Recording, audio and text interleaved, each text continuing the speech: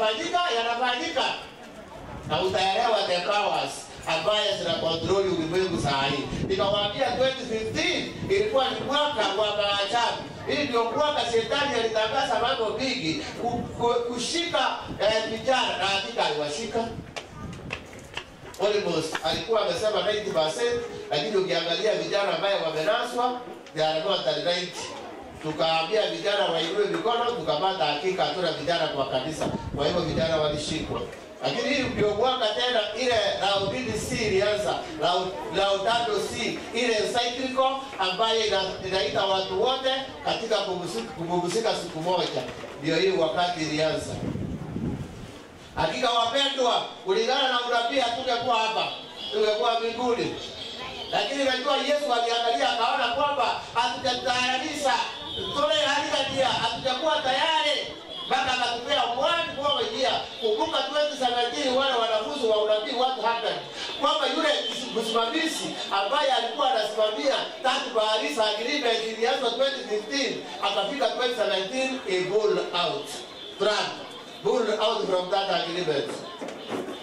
2021 Biden akarudisha tena Amerika into that agreement. Ndio sababu tumekuwa na mikutano kila mwaka ambaye inaendelea kutengeneza kitu tunaita Climate Sunday. Lakini bado hawajaelewana. Kwa nini? Kwa sababu yako. Lakini ajabu,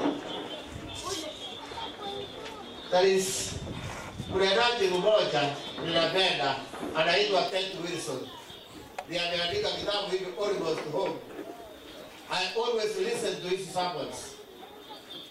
Wakati mmoja alikuwa anasema Rome is ready, America is ready, Protestantism is ready. The only people who are not ready are who? The Seventh-day Adventists. All the confederation of forces, sile ambayo zitatimiza haya maneno, siko tayari kutimiza kile ambayo unabii unasema zitatimiza. Lakini wale watu ambao hawajakuwa tayari ni nani? Ni wale watu ambao wako na ujumbe wa malaika watatu na hawasomi. Ukiangazia kitabu cha Revelation 17 unaona kwamba yule mwanamke amekalia wafalme wa dunia, na hakika amewakalia. Sio hao peke yao. Ukiangalia verse 1 of Revelation 17 inatuambia kwamba amekalia maji mengi ambaye ni watu wengi, na hakika watu wamekaliwa na mafundisho ya uongo. The systems of the world imekaliwa na kanisa ya kiroho. Lakini hata watu wa Mungu, maajabu ni kwamba wengi nao wamekaliwa. Hiki kitabu tusiwache kurudi. Sasa naomba nipige order, niliwaambia hii silipia hata kiruru. Iko hapo na uzuri inaenda na imebaki vijaje, na niliomba zingine kwa sababu hiyo nayo mlinifurahisha. Hizi vitabu zimeenda, lakini na wewe usikose kuwa nayo. Nilienda tena nikaagiza chache kwa sababu nilikuwa nazo hapo ziliisha. Hiki kitabu usikose. Kitabu cha mwisho cha kiroho nataka kuongea kwayo ni kitabu kinaitwa Acts of the Apostles. Acts of the Apostles ni kitabu kizuri sana. Nataka kuchukua ile na sehemu tu ambayo kinaongelea kuhusu kitabu cha Ufunuo. Watu hawaelewi kwamba hiki kitabu kinaongelea kitabu cha Ufunuo. Nataka kuchukua mahali Yohana baada ya kuwekwa katika, watu hawajui kwamba tunatoa watu wanafikiria ni historia. Ile tunasema kwamba Yohana aliwekwa katika pipa ya mafuta ikitokota. Iko hapa ndani. Baada ya hapo akapelekwa katika kisima cha Patmos. Hapo titayarisha kuna swali na wauliza. Baada ya kufika katika kisima cha Patmos, mbingu yote ikashuka. Hata Yesu akashuka, Mungu Baba akashuka, Yesu akashuka, Roho Mtakatifu wakashuka wote, na malaika wote wakashuka na wakaingia katika ile kisima cha Patmos. Angalia manufaa ya kuwa mwaminifu na kusimama hata kama mateso na majaribio yamekuja. Mbingu yote ikashuka mpaka hekalu la mbinguni likakaa hapo Patmos. Ndiyo sababu unasikia Yohana akisema, nikasikia sauti kama ya tarumbeta, na nilipogeuka kuangalia nyuma yangu, nikaona mtu kama mwana kondoo anatembea katika vinara 7. Jana tulikuwa katika sanctuary, tulisoma kuhusu vinara 7. Mwendaji mkuu alisema, alifundisha haya maneno na niliyashika nikaweka katika YouTube. Utayapata yako already katika YouTube, mahubiri ya jana Daniel Sagi, utayapata hiyo YouTube. Sasa hebu sikiza. Swali langu linakuja. Je, Yesu alikuwa anaonekana katika kitabu cha Ufunuo 1 akitembea katikati ya vinara 7? Swali langu, alikuwa anatembea akifanya nini? Alikuwa anatembea katikati ya vinara 7 akifanya nini? Chibu. Sisi ni wasomi. Jibu, hakuna. Alikuwa anafanya kile Haruni alikuwa anafanya wakati hekalu la hapa dunia. Haruni alikuwa akitembea katika hekalu kuona kwamba hakuna taa itasima.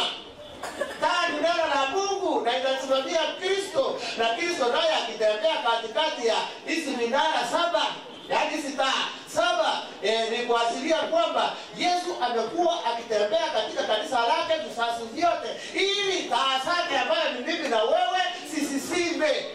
I like this book. Acts of the Apostles. Siko hapo kwa mesa.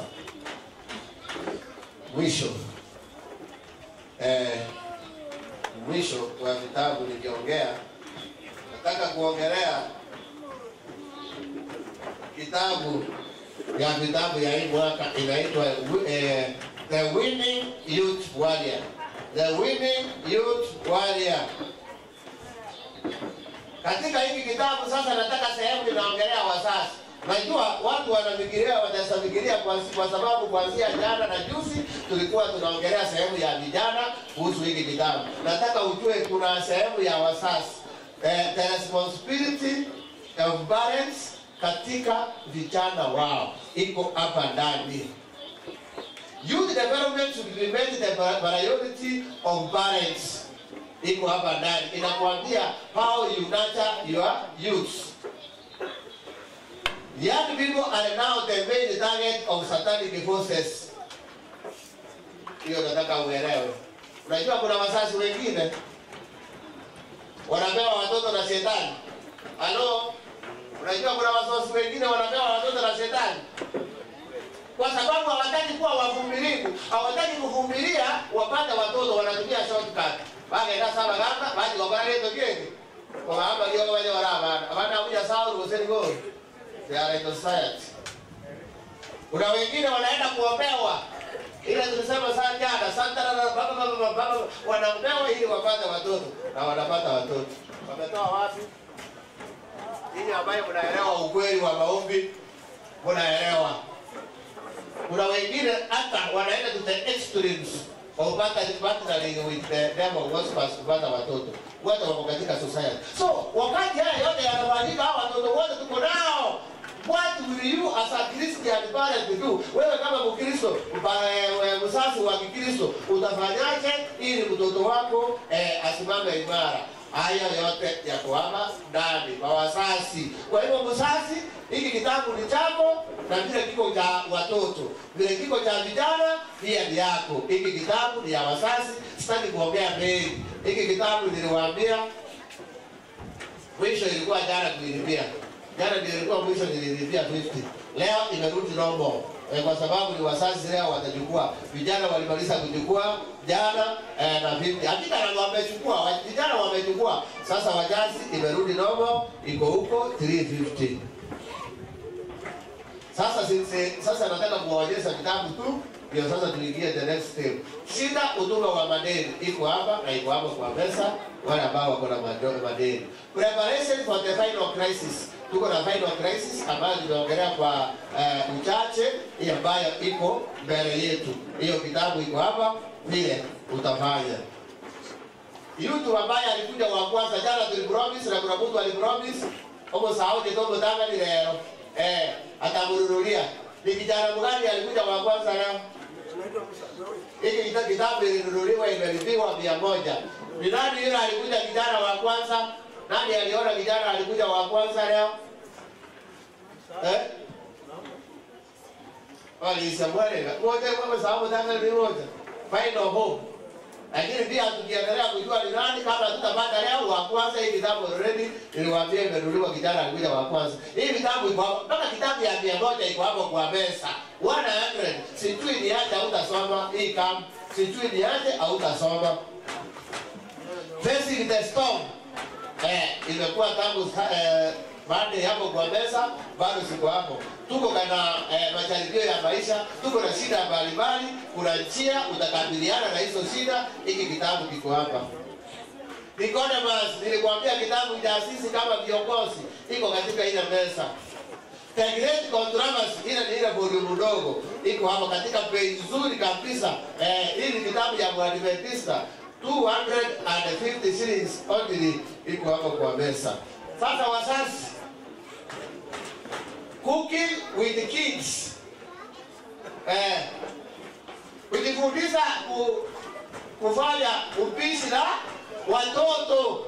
Mpaka watoto wako wanajua vile wanapika. Iko hapa ndani vile unapika na watoto, hadithi nzuri. Recipes vile unapika na watoto siko hapa ndani, unafurahia hiyo buro. Watoto wetu hawajui kupika. Hiyo kitabu iko hapa.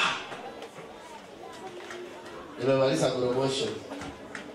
Sasa nataka kualika wote katika ile mesa. Tuko na kijana hapa anaitwa Abaku. Wakati kunaenda huko, enda angalia vitabu. Kuangalia kama ni grupu yako inaenda kwa mesa, enda angalia kitabu, chagua hilo unataka. Hata kuangalia pia ni nzuri. Unaangalia kuangalia tu. Hata kama ununui, wewe enda angalia. Sasa tukianza na mama wakikuja hapa mbele kuimba, wase wote tunaanza na hao. Nafurahi kwa kanisa langu la Yakobo. Actually, wacha niongee kitu kama sijaanza. Mimi sikuwa nilikuwa makambi wakati kambi yao ilikuwa. Lakini they are among the first katika record, katika conference, Yakobo ilinunua vitabu. Mpaka ninajua nitawaambia, lakini sitaki kusema enda niambie nani alikwambia useme ni pesa ngapi. Lakini ilikuwa ni pesa mingi. Ilikuwa ni pesa mingi sana. Na walinunua vitabu vizuri Yakobo. Pia nawasilia kwa sababu ni kanisa langu, but I'm saying what is practical. Yakobo is among the first churches ambaye we scored katika hii makambi. Mwembe kulisikia basi alisema kwamba sometimes inakuwa Yakobo inakuwa juu, mwembe inafanya nini? Inakuwa juu, inamfuata ama tena inakuwa juu. Sasa mwembe Yakobo iko hapa. Umepanga aje? Umepanga kuwa juu yao ama mnataka kuwa chini yao? Lakini vile programu yetu inaenda saa hii mtakuwa chini sana. Lakini najua bado siku iko. Leo iko, kesho iko, najua mkibura hapo socks utawafikia. Sasa wasee wote wacha tuende huko, na najua wasee leo watatoka wa mama. Wasee ndio watakuwa juu kwa sababu wasee ndio kichwa. Sasa wamama watakuaje kichwa tena? Sasa wamama wote kuja hapa mbele. Tukisema wamama sio kwaya, tunasema wamama wote. Kama wewe ni mama kuja hapa mbele. Najua mama yangu hapo na wimbo atawaimbisha vizuri. Wasee tukikuja huko kwa mesa. Wasee tuende kwa mesa. Ndio tukitoka wasee wa mama, wasee wakuje, alafu watoto. Haya, tumeenda kwa mesa. Wamama kuja hapa. Wamama kuja mbele. Wamama tafadhali kuja mbele.